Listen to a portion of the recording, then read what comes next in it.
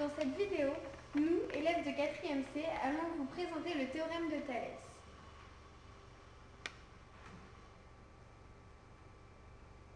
Thalès est né environ en 625 avant Jésus-Christ dans la ville de Milet. Il fut astronome, philosophe, ingénieur et mathématicien.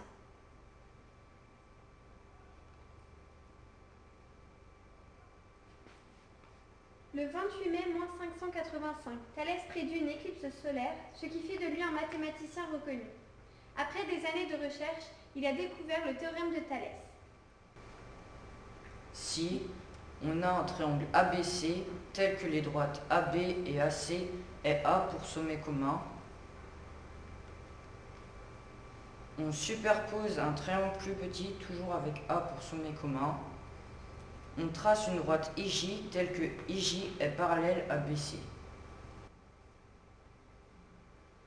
Alors on obtient AJ sur AB égale AI sur AC égale IJ sur BC.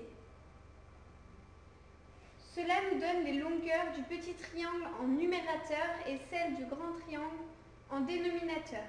Finalement, on obtient un tableau de proportionnalité avec les longueurs du petit triangle sur celles du grand triangle.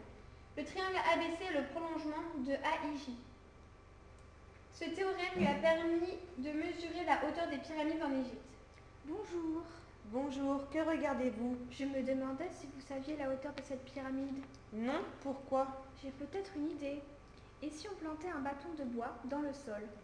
Nous attendrons que l'ombre du bâton se superpose avec l'ombre de la pyramide.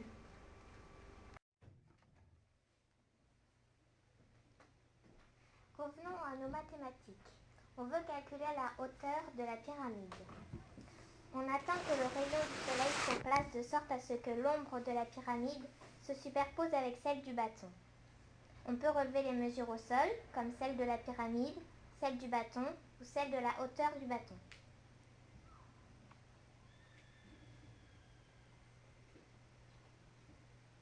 Au final, on a un triangle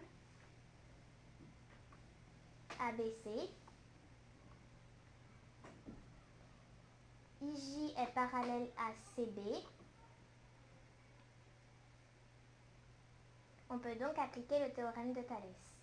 Le théorème de Thalès, AI sur AB égale AJ sur AC est égal à IJ sur BC.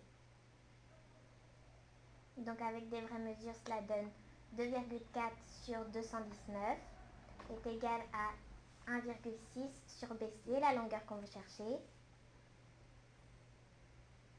On fait le produit en croix.